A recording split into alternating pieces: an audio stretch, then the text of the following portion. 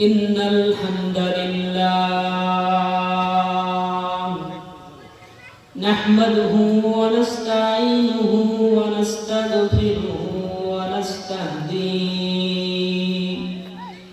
ونعوذ بالله من شرور أنفسنا ومن سيئات أعمالنا من يهد الله فلا مضل له ومن يضلله فلا هادي له ونشهد أن لا إله إلا الله وحده لا شريك له ونشهد أن سيدنا ومولانا محمدا عبده ورسوله الذي أرسله بالحق بشيرا ونذيرا وداعيا إلى الله بإذنه وسراجا وقمرا منيرا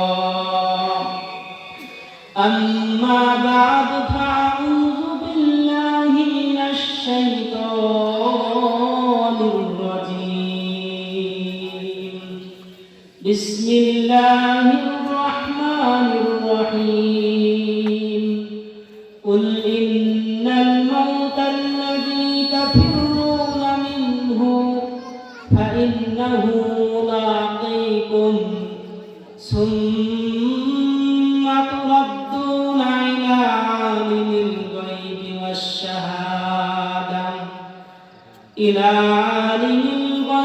والشهادة فينبئكم بما كنتم تعملون اللهم صل على محمد وأنزله المقعد مقرب عندك يوم القيامة وعلى آله وأصحابه وبارك وسلم আলহামদুলিল্লাহ আল্লাহ সুবহানাহু ওয়া তাআলার দরবারে লাখ শুকরিয়া। আল্লাহ সুবহানাহু ওয়া তাআলা আজকে আমাদের এই বিশাল তাফসীরুল কোরআন মাহফিল শারীফুল গ্রাম কর্তৃক আয়োজিত আজকের এই তাফসীরুল কোরআন মাহফিল আল্লাহ তাআলা আমাদেরকে কবুল ফরমান। আমি পবিত্র কোরআনুল কারীম থেকে একটি আয়াত তেলাওয়াত করেছি। এই আয়াতের সংক্ষিপ্ত আকারে কয়েকটা কথা এই আয়াতের মুযাকারাতান একটু তরজমা আমি আপনাদেরকে শোনাবো। আমরা এখানে এই জায়গাটা হলো স্কুলের মাঠ। এই জায়গাটা এখন স্কুলের মাঠ না, এই জায়গাটা এখন জান্নাতের বাগান। সুবহানাল্লাহ। বুখারী শরীফের হাদিস, রাসূলুল্লাহ সাল্লাল্লাহু আলাইহি ওয়াসাল্লাম বলেন, লা ইয়াকুদু কওমুন ইয়াযকুরুনাল্লাহা আযজা ওয়া জাল ইল্লা হাফাতুহুমুল মালায়েকা ওয়া গাশিয়াত আলাইহিমুর রাহমাহ ওয়া নাযালাত আলাইহিমুস সাকিনাহ ওয়া যাকারাহুমুল্লাহু ফী মান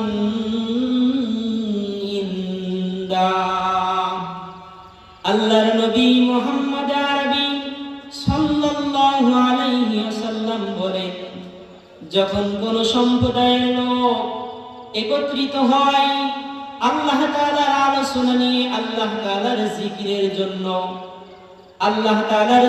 জন্য একত্রিত হয়, লা ইয়াকুদু কওমুন ইয়াযকুরুনাল্লাহা আযজা ওয়া জাল ইল্লা হাফাতুহুমুল মালায়েকা, আল্লাহ পাক রব্বুল আলামিনের সম্মানিত ফেরেশতারা তাদেরকে বেষ্টন করে রাখেন, ঢেকে রাখেন।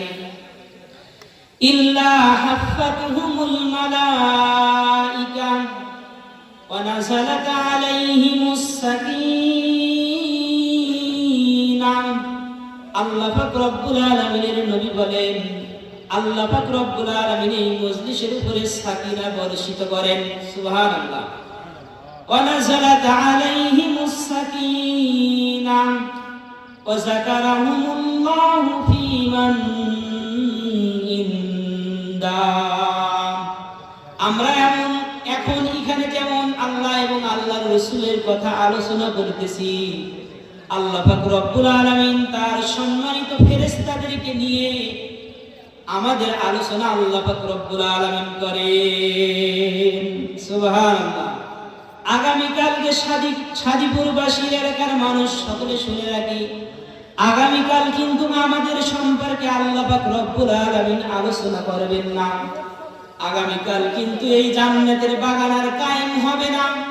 আগামীকাল কিন্তু এমন সুবর্ণ সুযোগ আর আসবে না। নিজের পরকালের কথা চিন্তা করে, নিজের আখিরাতের কথা চিন্তা করে, আর দুনিয়া মাজরাতুল আখিরাহ, আল্লাহর নবী বলেন দুনিয়া হলো আখিরাতের ক্ষেত, উপার্জনের জায়গাও বান্দা। এই দুনিয়া হলো ক্ষণস্থায়ী আর আখিরাত হলো চিরস্থায়ী। ওই চিরস্থায়ী আখিরাতের কথা স্মরণ করে আমরা বাজার ঘাটে এদিক সেদিকে ঘোরাফেরা না করে আমরা সকলেই আল্লাহ পাক রব্বুল আলামিনের নবীর ঘোষণা, আল্লাহ তাআলার ঘোষণা, এই জান্নাতের বাগানে আমরা সকলেই চলে আসি। এখন যে ওয়াজ নসিহত শুরু হয়ে গেছে, এখন কিন্তু এটা জান্নাতের বাগানে পরিণত হয়ে গেছে। আল্লাহ পাক রব্বুল আলামিন আমাদেরকে আল্লাহ পাক রব্বুল আলামিন দুনিয়াতে সৃষ্টি করেছেন, প্রত্যেক মানুষকে সৃষ্টি করেছেন। আল্লাহ পাক রব্বুল আলামিন অসংখ্য প্রাণী আল্লাহ পাক রব্বুল আলামিন সৃষ্টি করেছেন। সব কিছুর মৃত্যু আল্লাহ পাক রব্বুল আলামিন অবধারিত দিয়ে দিয়েছেন। হায়াত আছে, মওত আছে। আল্লাহ পাক রব্বুল আলামিন বলেন কুল ইন্নাল মাউতাল্লাযী তাফিরুনা মিনহু ফাইন্নাহু মুলাকীকুম সুম্মা তুরাদ্দুনা ইলা আলিমিল গায়বি ওয়াশ শাহাদা ইলা আলিমিল গায়বি ওয়াশ শাহাদাতি ফায়ুনাব্বিউকুম বিমা কুনতুম তা'মালুন। আল্লাহ পাক রব্বুল আলামিন বলেন বান্দা, যেই মৃত্যু থেকে তোমরা পলায়ন করার জন্য চেষ্টা করতেছো, ফাইন্নাহু মুলাকীকুম, ও বান্দা এই মৃত্যুর সঙ্গে তো তোমাদের অতি শীঘ্রই সাক্ষাৎ হয়ে যাবে। আল্লাহ পাক রব্বুল আলামিন বলেন অতি শীঘ্রই কিন্তু তোমাদের এই মৃত্যুর সঙ্গে সাক্ষাৎ হয়ে যাবে। তার মানে আল্লাহ পাক রব্বুল আলামিন অন্যত্র আল্লাহ পাক রব্বুল আলামিন বলেন আল্লাযী খালাকাল মাউতা ওয়াল হায়াতা লিয়াবলুয়াকুম আইয়ুকুম আহসানু আমালা। আল্লাহ পাক রব্বুল আলামিন বলেন বান্দা, আমি আল্লাহ পাক রব্বুল আলামিন হায়াত এবং মওতকে আমি আল্লাহ পাক রব্বুল আলামিন বানিয়েছি। আমি আল্লাহ পাক রব্বুল আলামিন হায়াত এবং মওতকে বানিয়েছি লিয়াবলুয়াকুম, বান্দা পরীক্ষা করার জন্য, আইয়ুকুম আহসানু আমালা। আল্লাহ পাক রব্বুল আলামিন বলেন ও বান্দা, আমি আল্লাহ পাক রব্বুল আলামিন হায়াত এবং মওতকে দিয়েছি পরীক্ষা করার জন্য, লিয়াবলুয়াকুম পরীক্ষা করার জন্য, আইয়ুকুম আহসানু আমালা, বান্দা তোমাদের মধ্য থেকে কে সুন্দর আমল নিয়ে আমি আল্লাহ পাক রব্বুল আলামিনের দরবারে উপস্থিত হতে পারে। এই জন্য আল্লাহ পাক রব্বুল আলামিন আপনাকে আমাকে হায়াত নামক দৌলত আল্লাহ পাক রব্বুল আলামিন দান করেছেন। এই জন্য এই হায়াতের কিন্তু অপব্যবহার করা যাবে না। এখন হায়াতের অপব্যবহার হচ্ছে কেমন ভাবে দেখেন, এই মাহফিলের প্যান্ডেলে অল্প কিছু সংখ্যক মানুষ, আর রাস্তার উপরে যে দেখেন অসংখ্য মানুষ, ওই মানুষের কোনো শেষ নাই। ওই মানুষগুলো, ওই দোকানপাটের মানুষগুলো যদি আজকে আল্লাহ পাক রব্বুল আলামিনের পরকালকে বিশ্বাস করত, আল্লাহ পাক রব্বুল আলামিনের আযাবকে বিশ্বাস করত, আল্লাহ পাক রব্বুল আলামিনের আযাবকে ভয় করত, তাহলে তারাও কিন্তু এসে এই জায়গা থেকে নসিহত গ্রহণ করত।